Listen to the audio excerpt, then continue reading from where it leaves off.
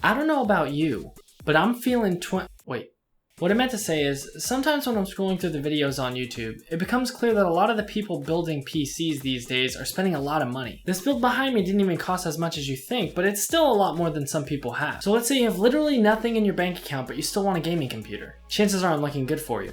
Or are they?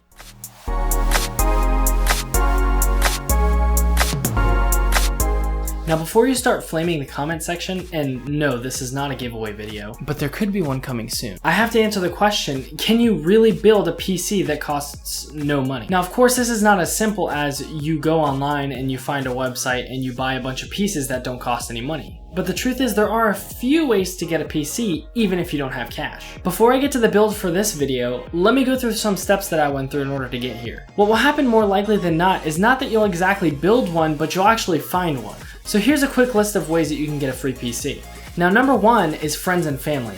This one is the easiest and most common because a lot of times people will throw out a computer just because it's starting to go slow. Those of us who are into computers know that there's really quick and easy ways to solve that issue. Now if you've tried convincing them that you can fix it but they're still resolved to get a new computer, then ask for it.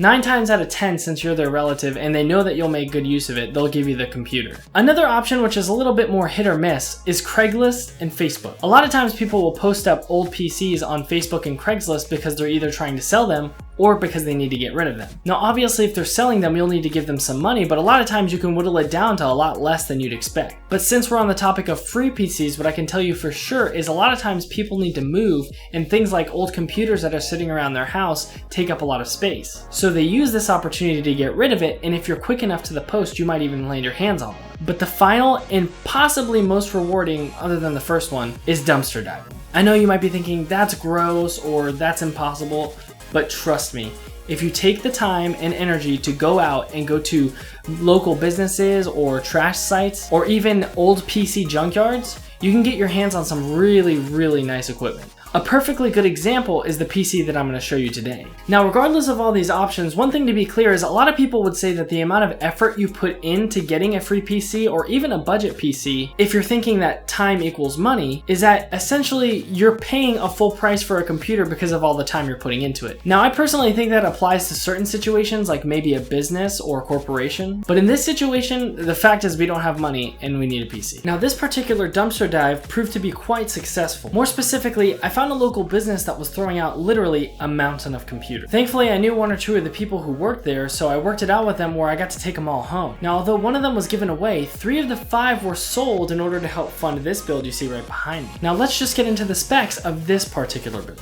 Now, this PC being the runt of the litter was the HP Pro 3500. It has an Intel Pentium dual-core 3.1 GHz processor and 4 gigs of RAM. Taking a look at the front, we see the standard headphone and mic jacks along with 2 USB inputs. Going around to the back, you see some more standard audio inputs as well as a VGA and DVI for your monitor.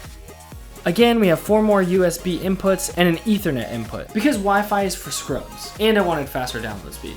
Also, there's a sticker letting us know that this PC is ready for Windows 8 even though it already had Windows 7 Pro installed. At first glance, you might not see anything special, but let's see how it did in the benchmarks. The first thing I did was test the CPU. Being as this is one of the more important parts when building a gaming PC, I was actually surprised to see that it scored a 133. Yeah, it's pretty low, but it's what you expect in a PC that's already a few years old. Next, I did another well-known synthetic benchmark called Unigine Heaven. And as you can see in this result, I scored a beautiful 4.8 frames per second. Now before we go saying, well, this was a fail, let's go ahead and check out a few of the games that people might be playing if they do have this budget. An extremely popular free-to-play game, League of Legends, was first on the list. When I started it off with max settings, it didn't do too well, getting an average of about 17 frames, 20 being the max. But all I had to do was drop it down to medium and it had a very playable average of about 40 frames per second. In my opinion, 40 frames per second on League of Legends is extremely playable and I would do it myself. Finally, I wanted to take a look at another popular title, but one that actually is a little bit more graphic intensive, Rocket League.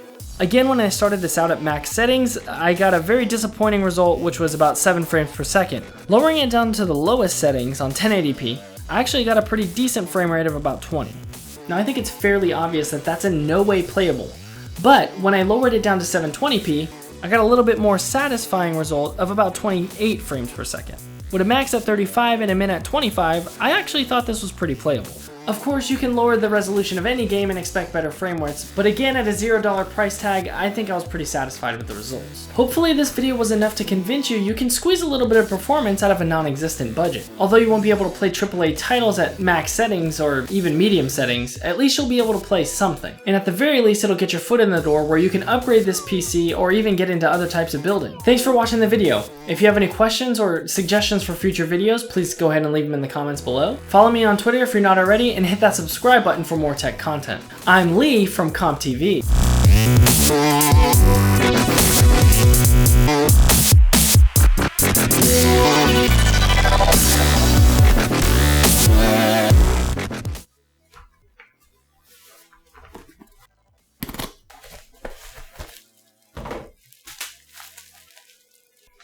Yes, it's exactly what it looks like.